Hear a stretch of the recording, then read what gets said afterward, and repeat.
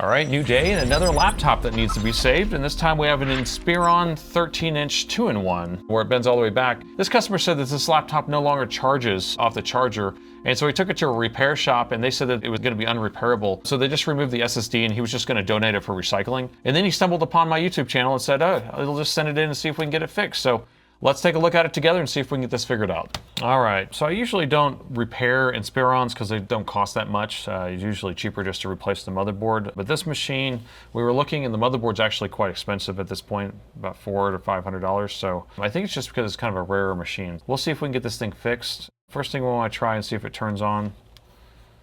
And I'm not seeing any power. So let's plug in the USB. Okay, so if I look at the power meter, I'm getting 5 volts on here. Oh, and I got the machine that just turned on just now. So the machine is working. Let's go into the BIOS. I want to see if we're getting any charging or anything like that. And they said they were having a charging issue, so I don't know if it's the battery or if it's the USB-C port. All right, it says discharging, battery 51%, so, and it says AC adapter not installed. And I can see that this is wiggling around. Up, I'm just holding it in place, and now it's charging. All right, so it looks like we have a physical USB-C port issue. Let's see, do we have any other ports on this side? No, just one USB-A on that side, and then one USB-C with an HDMI, and then another USB-A right here. So it looks like this is the only charge port on the machine, so it's not like they can just use a different charge port. So probably the port's bad or it needs to be resoldered. Probably just replace it with a new USB-C port, but hopefully we don't have a bunch of damaged solder pads on there. So let me turn this off and we'll get the bottom opened up. All right, and the bottom is off. Whoa, whoa, whoa, whoa, whoa, whoa, whoa. What am I seeing here? Get a load of that battery. That is super scary. I don't know what I'm looking at here. And here's the bottom. The bottom looks fine. I'm not seeing anything like it's been sticking to it. This looks like it's been melted or something. And I don't know if you noticed this. This is not a genuine Dell battery. You can see that it doesn't have a serial number sticker here. This is made by ZIHY. It looks like it's been melted. I'm gonna get this thing removed and I'm gonna put it in a metal tub or something just to try to keep my shop from burning down, because I don't understand why this thing looks like this. This is why I don't like aftermarket batteries. I don't trust them. I don't trust the research and development that's being put behind them. I don't know if that's melted or what. It's not swollen. It's not a spicy pillow. It really looks like it's been melted, like these cells right here were getting hot, because this side, the cells are just fine. All right, so I'm gonna put this in a safe place. I'll be right back. Okay, now that I have that somewhere else, now we can focus on pulling this board out. The USB-C port's on this side, so we're gonna have to pull the board out and figure out what's going on with that. And what's interesting is, you know, these boards are really tiny. You can see this is the entire motherboard, and apparently these motherboards are kind of pricey. I don't have them in stock, and it looks like they're hard to kind of come by, and they're expensive. And I'm not sure why that is the case, because usually Inspiron machines the parts are a lot cheaper. For some reason, this one's is going to be more expensive. All right, and the motherboard is out. And look at the size of this little thing. I can't believe this thing would cost $400. Oof. I think that's a supply and demand issue. All right, well, let's just see if we can at least save this board so we don't have to replace it. Let's take a look at it under the microscope. Oh yeah, you can definitely see the port moving. It's probably just internally broken. I know some people would be like, just resolder it, but it seems like it'd be easier to replace it with a good working one, right? So that's just the cage moving. The pins aren't moving, but a lot of times, oh yeah, you can see a pin broken down in there. You see that pin broken off? So let's get this port taken off. So the way we're gonna do that, did someone solder this already? Yeah, maybe. There's some solder on these edges. What do you think? It looks like someone put some solder on there. And there's a couple drops in here. All right, so what we're gonna do to replace this is we're gonna get this one off. So we're gonna add some fresh solder in all these points right here, and we'll heat this up and just let the port fall off. But what we don't want is we don't want any of these pads to rip off. And good thing we're seeing everything looks good here, so maybe we'll add some solder back there too. So I'm gonna add some flux back here. And on these parts, we just wanna make sure that the solder is gonna flow perfectly.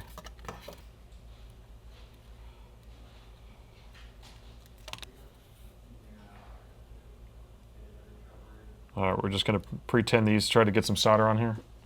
This will allow the solder to flow at a lower temperature. This is like 180 degree solder. So whenever we use hot air to take this port off, it will just come off easily.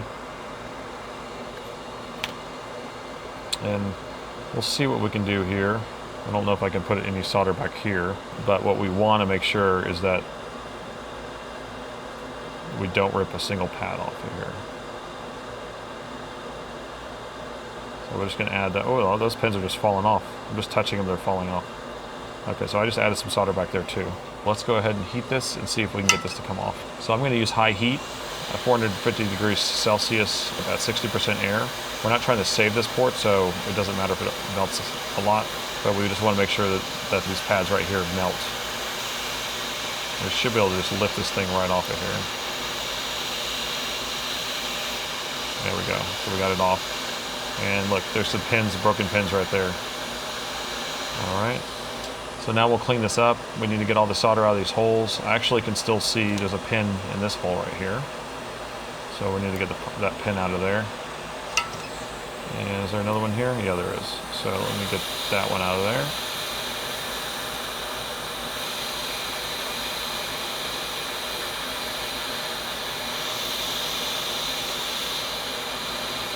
Okay.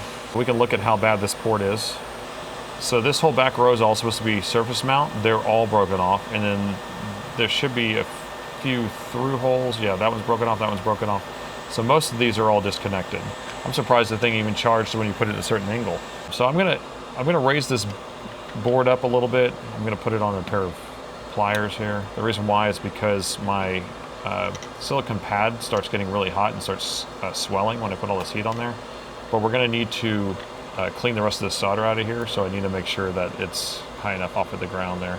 All right, we'll try to wick up some of this stuff with a solder wick, but I'm gonna use my solder sucker to suck out the rest of it.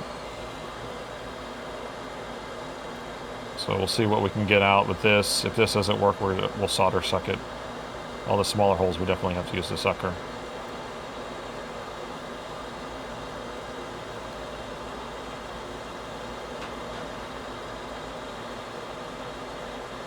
The solder work is actually working pretty well.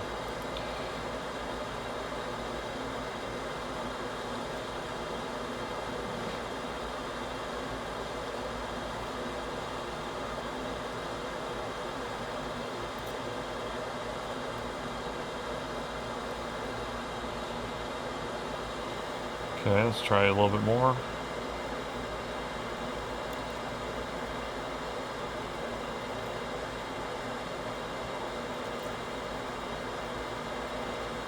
Okay, that actually looks pretty good. Let me flip it over. I bet we still have some pins sticking through. Yeah, you can see that there's still a pin sticking out. So we're going to try to get that out of there. I see two different pins actually. Let me use hot air again. See if I can grab it. Okay, got that one. Got that one. Okay, we just want to make sure this is totally clear. I see a pin in that one too, still. And a pin in that one. Just want to be careful, we don't want to damage these holes. Yeah, it's pins in a lot of them still. All right, let's flip it back over. Aha, look at all those pins. All right, so let me grab this one first. Okay, got it. Let me grab this one next. Okay, got it. This one. Got it. Got it. So all the holes are clear. All the solder's out. Clear off all this stuff. Now we just need to make sure we have a fresh solder on these surface mounts. And we don't want any solder to go back in those holes, so we're going to be very careful. There we go. Nice. Very pretty. Clean all this back off. All right, let's grab our new USB-C port. All right, I'm just going through all my USB-C ports. I usually just buy a bunch of different versions. I think I found the right match. Let's see. You'd be surprised how many different versions of USB-C port there is. It blows my mind. You think that you get it close and it's not right. And that looks okay. And on the back, we have the mounts there and the mounts in, and then it has through hole and surface mount. So let's plug it in and see if it lines up. Okay, we'll just set that on there and see if all the pins line up. The pin out's always going to be the same. It's usually just the mount that's the issue. Those went in just fine, and then these are actually far enough back. Sometimes they are not far enough back to line up with those surface mounts, so that's perfect. So everything is in place. Let's add some flux here, and we're going to solder the back pins first. So we're going to do that, hold that in place. All right, so when we're soldering this back on, we don't want to melt the USB-C port, so we're going to be using 300 degrees C. The plastic in a USB-C port will actually melt at like 260, so as long as you're not just doing direct heat on it for a long period of time, you'll be fine. So we have it set at 300 degrees Celsius at 60% air, and I'm just going to try to heat back here. And what we're looking at is I want to see those pins melt. I'm heating like right behind it, not directly at it. And once I see all the solder melting, then we'll apply pressure. We don't want to press down first because we don't want to bend the pins. Okay, you see it melting, melting, melting. Okay, we have it all melted now. Now press down, and then we let go. There we go. Now, if we would have pressed down first before we had melted all those solder bulges, then it would actually have bent those pins up and then it wouldn't sit down properly. So that's why we wait to actually apply pressure. So now that back row is soldered. Now we're going to flip it over and we can just hand solder everything else. So here's the other side. And so I usually like to solder the mounts first. So we're going to need to apply a little bit of pressure on that, but it looks like it's lining up already. And we're going to add solder with our iron into those points. So I'll put plenty of flux. Okay, we got that one done. So now that we have it mounted in there properly, we can go through and just flow all the rest of the ports.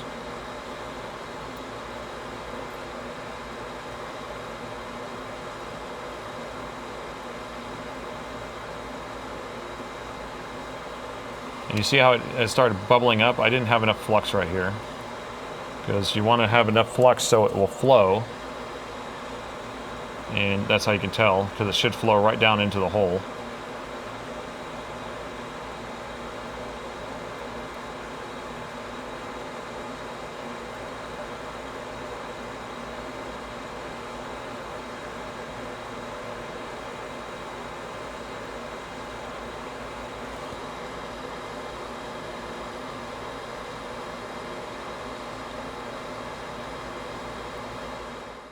All right, now we can get this all cleaned up. And I do see there's like a solder ball right there. Let me wipe that up. You want them to be smooth. You don't want to have anything protruding that can actually short out on something else on the frame. Okay, so that's done. And the last step is just a toothbrush, clean all the rest of the flux off so it's nice and clean like it's brand new.